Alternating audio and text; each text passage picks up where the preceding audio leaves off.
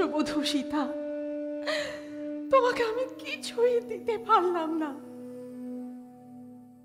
আমি অনেক কিছু পেয়েছি, আপনি আমায় আশীর্বাদ করুন, আমার সিঁথির সিঁদুর যেন অক্ষয় থাকে। তুমি আয়ুষ্মতী হও মা। লক্ষণ, বলো মা। তোমাকে আর কি বলবো বাবা, রামচন্দ্র তোমার বড় ভাই। রামচন্দ্রকে পিতা আর সীতাকে মাতা হিসেবে গ্রহণ করবে লক্ষণ। আচ্ছা মা। আর বনভূমিকে মনে করবে অযোধ্যা রাজ্য। তাই হবে মা। রামচন্দ্র হচ্ছে বনভূমির রাজা। তুমি তুমি কেঁদো না মা। না, কাঁদছি না লক্ষণ, কাঁদছি না। এই তো চোখে জল মুছে ফেলছি। এসো এসো ভাই লক্ষণ। চলো দাদা।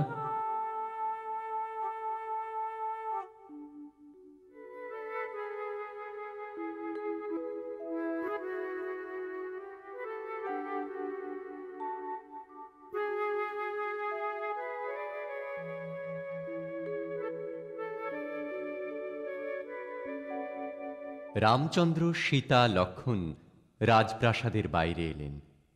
রাজপ্রাসাদের বাইরে তখন হাজার হাজার নারী পুরুষ।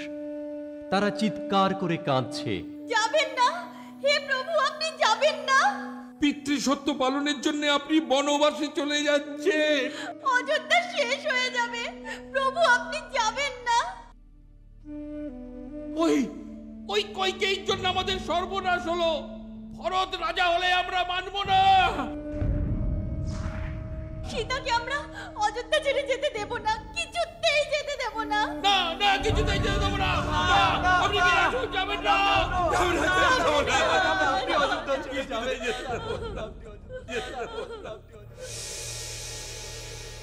সমস্ত অযোধ্যা কাঁদছে।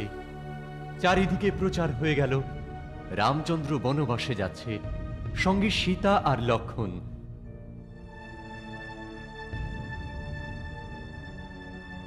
অসুস্থ দশরথ সেই দৃশ্য দেখলেন বারান্দায় দাঁড়িয়ে। তারপর তিনি ছুটে এলেন রথের কাছে। তখন রথে উঠছেন রাম, লক্ষণ, সীতা। দাঁড়াও দাঁড়াও রামচন্দ্র, দাঁড়াও দাঁড়াও দাঁড়াও। পিতা। রামচন্দ্র, রামচন্দ্র তুমি একবার তাকিয়ে দেখো। সমস্ত অযোধ্যা আজ আমার রাজপ্রাসাদের বাইরে। তারা চায় না তুমি বনবাসে যাও। তুমি একবার প্রশ্ন করো তোমার প্রজাদের, তারা উত্তর দেবে।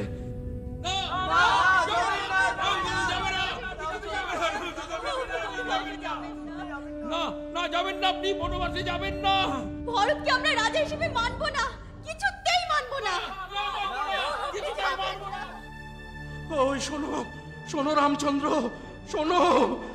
জয় শ্রীরামচন্দ্রের জয়, জয় শ্রীরামচন্দ্রের জয়, জয় মহারাজ দশরথের জয়, জয় মহারাজ দশরথের জয়। কি বুঝছিস মন্থরা? অবস্থা ভালো না রানীমা। প্রজারা রামকে বনবাসে যেতে দেবে না।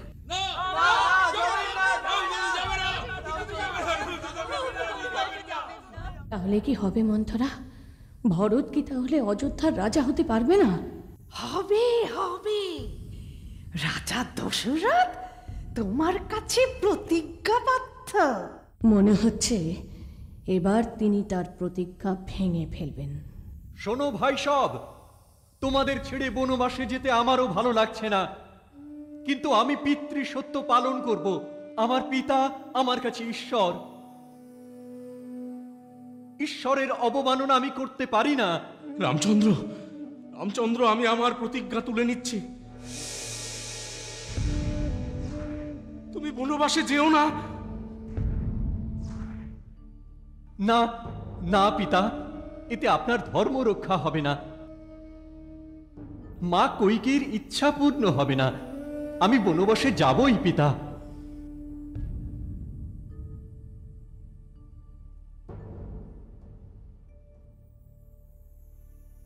রামচন্দ্র,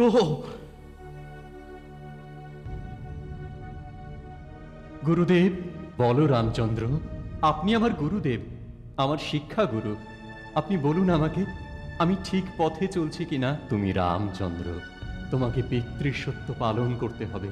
তুমি যে সত্যবাদী রামচন্দ্র, আপনি আমাদের আশীর্বাদ করুন গুরুদেব। আয়ুষ্মান ভব।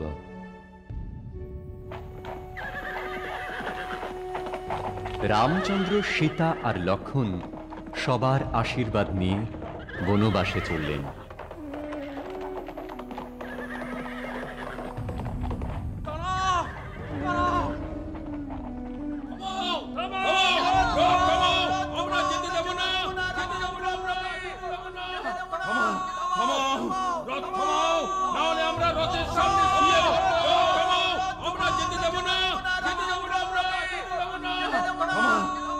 সুমন্ত্রদেব, বলুন, রথ জোরে চালান। কিন্তু প্রভু, রথের পেছনে পিতামাতারা রয়েছেন। আপনি জোরে রথ চালান মন্ত্রী সুমন্ত্রদেব, আপনি অনেক জোরে রথ চালান। রাজা দশরথের কথা মনে রেখেই জোরে রথ চালান।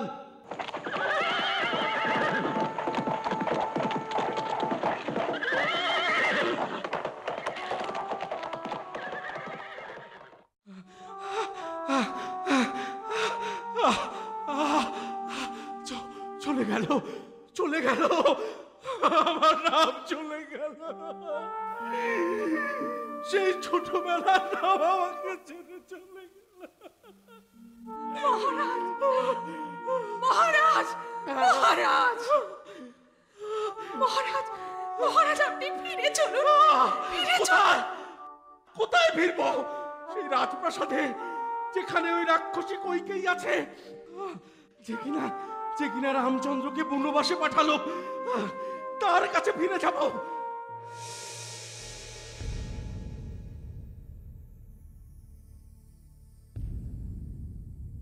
না না সুমিত্রা, আমি আর রাজপ্রাসাদে ফিরে যাব না। আমি রামচন্দ্রকে হারিয়ে ভিখারি হয়ে গেলাম, ভিখারি হয়ে গেলাম।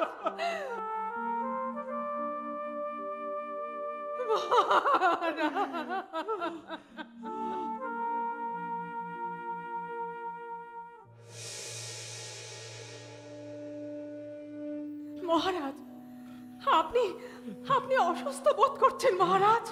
কৌশল্যা, কৌশল্যা, তোমার প্রতি আমি অনেক অনেক অবিচার করেছি। আমি রূপে ভুলেছিলাম। পুরনো কথা ভেবে আপনি কষ্ট পাচ্ছেন মহারাজ। আপনাকে সুস্থ থাকতে হবে। 14 বছর পর রাম ফিরে আসবে। না না না সুমিত্রা, 14 বছর আমি বেঁচে থাকবো না সুমিত্রা। আপনাকে বাঁচতেই হবে মহারাজ। হয় না কৌশল্যা, অন্ধমুনির অভিশাপ। পুত্র শোকে আমার মৃত্যু হবে। চলুন মহারাজ। কোথায় যাব? কৈকেয়ীর কাছে? না মহারাজ, আপনি আমার কাছে যাবেন।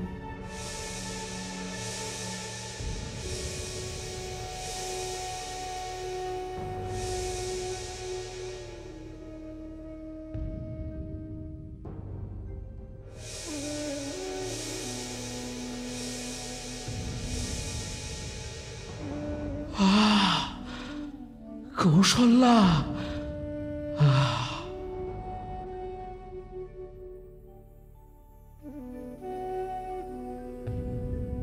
দশরথ চললেন কৌশল্যার প্রাসাদে। আর ওদিকে তখন রাম সীতা লক্ষ্মণকে নিয়ে সারথী সুমন্ত্রদেব অরণ্যের কাছে।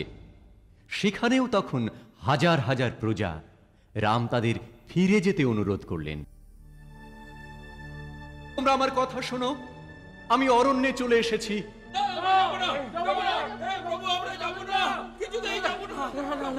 আর কিছু দূরেই তমসা নদী। তোমরা তোমরা সকলে ফিরে যাও, ফিরে যাও তোমরা। কিছুতেই ফিরে যাব না। আপনার সঙ্গে আমিও 14 বছর বনবাসে দিন কাটাবো। এই অরণ্য ভালো নয়, এখানে বন্য জন্তু আছে, রাক্ষস আছে। তোমরা ফিরে যাও, ফিরে যাও তোমরা। না, যাব না। রামচন্দ্রের জন্যে যদি আমাদের রাক্ষসের হাতে প্রাণ দিতে হয়, তাই দেব। তবুও যাব না, কিছুতেই যাব না।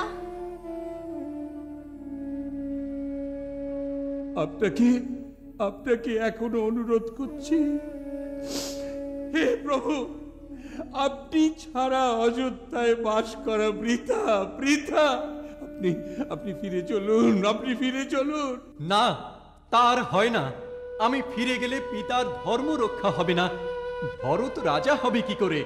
আমরা ভরতকে রাজা হতে দেব না। ছি, আপনি বয়োজ্যেষ্ঠ, এমন কথা বলবেন না। আপনারা তাহলে অযোধ্যায় ফিরে যাবেন না? না, কিছুতেই আমরা যাব না। আপনি যেখানে যাবেন আমরা সেখানেই যাব, সেখানেই যাব। বেশ, তবে তাই চলুন। আপনি আমাদের রাজা। আপনি যেখানে বাস করবেন আমরা সেখানে গিয়ে কুটির তৈরি করে থাকবো প্রভু। প্রভু, সীতা, ওদের দুঃখ দেবেন না প্রভু। ওরা যদি আমাদের সঙ্গে অরণ্যে যেতে চায়, ক্ষতি কি? বেশ, তাই হবে। ওদের এভাবে ফিরিয়ে দিতে পারবেন না দাদা, ওদের অন্যভাবে ফিরিয়ে দিতে হবে। বুঝতে পেরেছি। সুমন্ত্রদেব, আপনি রথ যাত্রা শুরু করুন।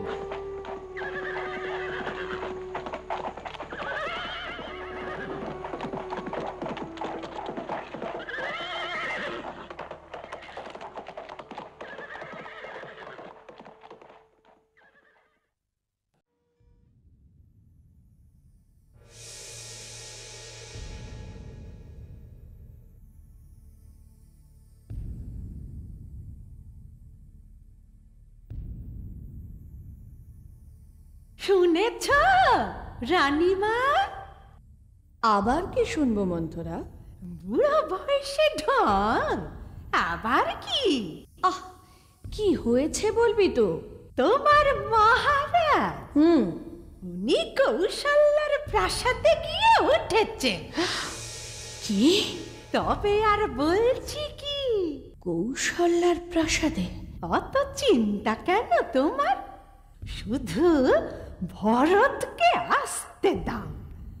ভরতকে রাজা করে তুমি পেছন থেকে অযোধ্যা চালাবে।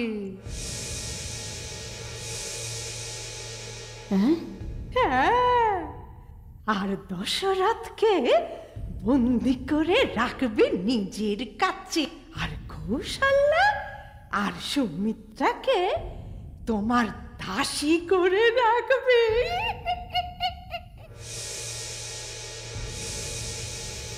ভালো বলেছিস তো মন্থরা। তুই আমার চোখটা আবার খুলে দিলি মন্থরা। খুলে দিলুম আমি, তোমার দাসী মন্থরা। সুমন্ত্রদেবের রথ তমসা নদীর তীরে এসে থামল। এখানেই থাকে ভয়ঙ্কর রাক্ষস গবাসুর আর রাক্ষসী ধানুকা। সমস্ত প্রজারা পরিশ্রান্ত। দীর্ঘ পথ অতিক্রম করে তারা অবসন্ন। ভাই লক্ষণ, বলুন দাদা। এই জায়গাটা বড় মনোরম। আজ রাতে আমরা এখানে বিশ্রাম করব সবাই। ঠিক আছে দাদা। তুমি আমাদের সঙ্গে এসে ভালোই করেছো ভাই। না হলে সীতাকে কে দেখাশোনা করত? প্রভু, আপনি এখন কোথায় যাবেন প্রভু? সীতা, আমার সঙ্গে এত প্রজা, তাদের খাওয়া দাওয়ার ব্যবস্থা করতে হবে সীতা। কিন্তু এত প্রজাদের খাবার আপনি পাবেন কোথায়? আমাদের যা আছে তাই দিয়ে দেব লক্ষণ। বেশ, তাই হবে।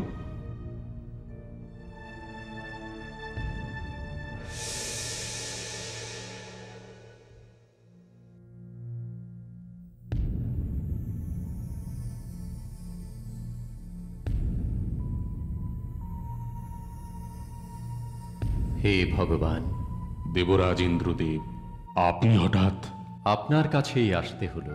রামচন্দ্র বনবাস যাত্রা করে তমসা নদীর তীরে উপস্থিত হয়েছে। আমি জানি দেবরাজ। সঙ্গে রয়েছেন হাজার হাজার প্রজাবৃন্দ। তারাও রামচন্দ্রের সঙ্গে বনবাসে যাবেন বলছেন, তাই তো? কিন্তু এত প্রজার খাবার রামচন্দ্র নিজের খাবার দিয়ে দিতে চাইছেন। দেবরাজ ইন্দ্রদেব, কোনো চিন্তা করবেন না। রামচন্দ্র হচ্ছেন ভগবান বিষ্ণুদেব, স্বয়ং নারায়ণ। তিনিই অন্নের ব্যবস্থা করবেন।